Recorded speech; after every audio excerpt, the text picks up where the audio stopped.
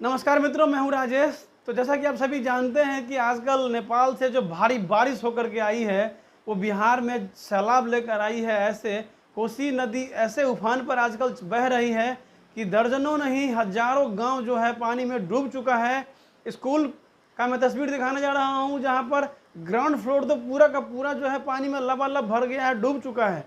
बच्चे स्कूल पढ़ने क्या जाएंगे, लोगों को घर में रहना बेहाल हो गया है, मुश्किल हो गया है। लोगों को खाने पीने का सामान जो ख़त्म हो गया है, अब उसका परेशानी हो गया है कि कहाँ से लाएं। पानी में आप गैस सिलेंडर को इस तरीके से बहते हुए देख सकते हैं। तस्वीर में आपको दिखेगा, यहाँ पर आप देख सकते हैं मेरे पीछे जो बैकग्राउंड लगा हुआ है, बाढ़ की जो तस्वीरें हैं। नेपाल, आपको पता है कि पूरे चारों तरफ पहाड़ पठार है। पूरे नेपाल जो है पहाड़ी इलाका है। वहाँ पर जो तेज़ बारिश होती है तो वो इस तरीके से झरझरा करके जो है वो गहरी जो समतल एरिया है उसमें भागती है, निकलती है। तो नेपाल से एक निकलने वाली छोटी नदी है, वहाँ पर तो छोटी ही है बागमती, जो आगे कोसी में आके मिलती है और रुद्र रूप उसका जो है देखने को नज़र आते रहता है। तो आजकल जो समय है, आजकल अचानक से जो नेपाल में बारिश हुई है, जो बिहार में बाढ़ का रूप ले ली है। और बिहार, पता नहीं, झारखंड और नेपाल दो राज्य जो सटा हुआ है, एक उत्तर एक दक्षिण में, तो दोनों तरफ पहाड़ है और दोनों तरफ की जो बारिश होती है तो बिहार में ही आके पानी रुकती है। तो तस्वीर में आप देख सकते हैं, यहाँ पर मैंने मैप लगा दिया है। बिहार में जो भी नदियाँ हैं मैंने यहाँ मानचित्र लगा दिया है। ये सारी बिहार की नदी हैं, जिसमें आप देख सकते हैं कि बीचों बीच जो है गंगा बहती है। और ये गंगा नदी जो है बिहार को दो भागों में बांटती है।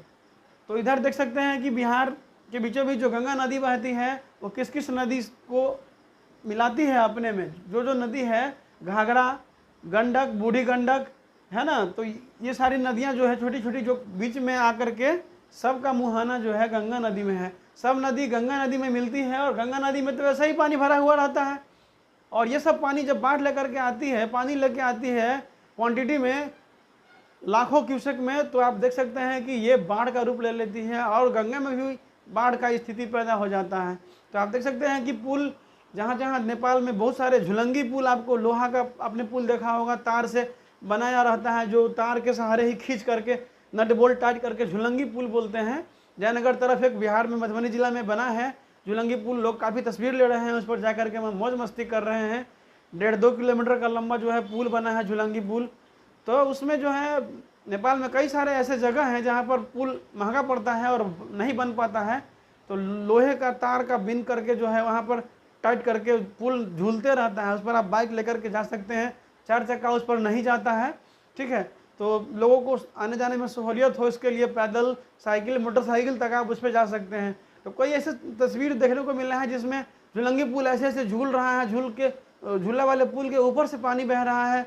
तो अभी जो आजकल का माहौल है, जो कोसी नदी में बाढ़ लेकर आई है, नेपाल से जो बारिश का पानी अचानक से क्वांटिटी में आई है, उफान मारते हुए जो है बादल फटने जैसा जो स्थिति पैदा हो गया है।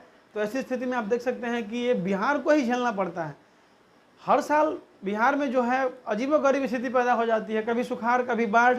हाँ, कुछ दिन पहले देखे होंगे आप, कई जिला सुखाड़ से घोषित थे। गर्मी इतनी ज़्यादा पड़ रही थी, बारिश ही नहीं हुई।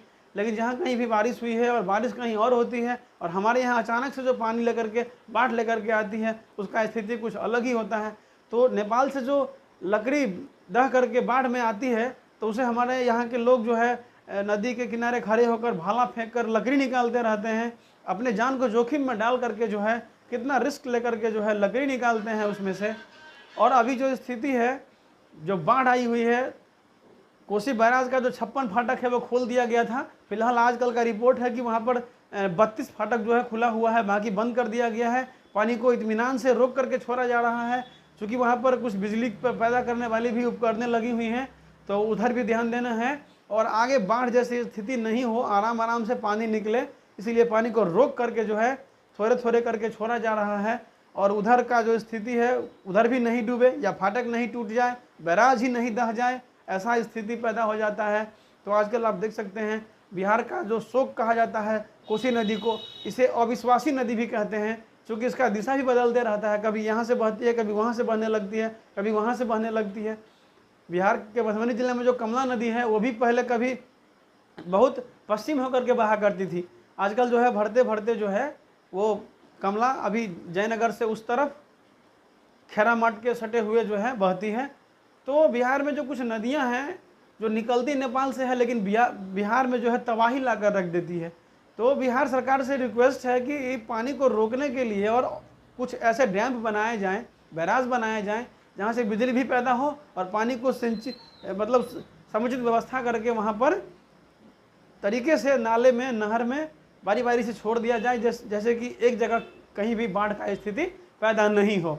तो दोस्तों, आपका क्या कहना है? आप कमेंट करके बताइएगा हमारे वीडियो में आपकी क्या राय है, सरकार से क्या दरख्वास्त है। और आजकल जो स्थिति पैदा हुई है, बहुत सारे ऐसे लोग हैं, आप जानते हैं कि नदी किनारे वही लोग बसते हैं जिसे अपना ज़मीन नहीं होता है, तो वो सरकारी ज़मीन में जाकर घर बना लेता है, बस जाता है। तो और वही लोग दहता है, ऐसे पानी जो अचानक बाढ़ आती है नदी में तो वही लोग दहते हैं। तो ऐसे में स्थिति ऐसी पैदा हो गई है जिसे खाने तक बच्चे अभी रो रहे हैं, बिलख रहे हैं, दाने दाने को मोहताज हो गए हैं। सहरसा, सुपौल, कोसी बैराज का जो एरिया है वहाँ पर काफ़ी स्थिति बदतर हो गई है। तो सरकार से रिक्वेस्ट है कि वहाँ पर बहुत सारे ऐसे लोग हैं जो बोलते हैं नाव भी नहीं है, लोग निकालेंगे कैसे, फंसे हुए हैं लोग और खाने के लिए तरस रहे हैं, खाने पीने का समुचित व्यवस्था नहीं है, सामान नहीं मिल रहा है, आलू प्याज नहीं मिल रहा है, चावल आटा का जो है दिक्कत हो गया है। तो ये स्थिति है। फिर मिलते हैं दोस्तों अगले वीडियो में, तब तक जय हिंद, जय भारत।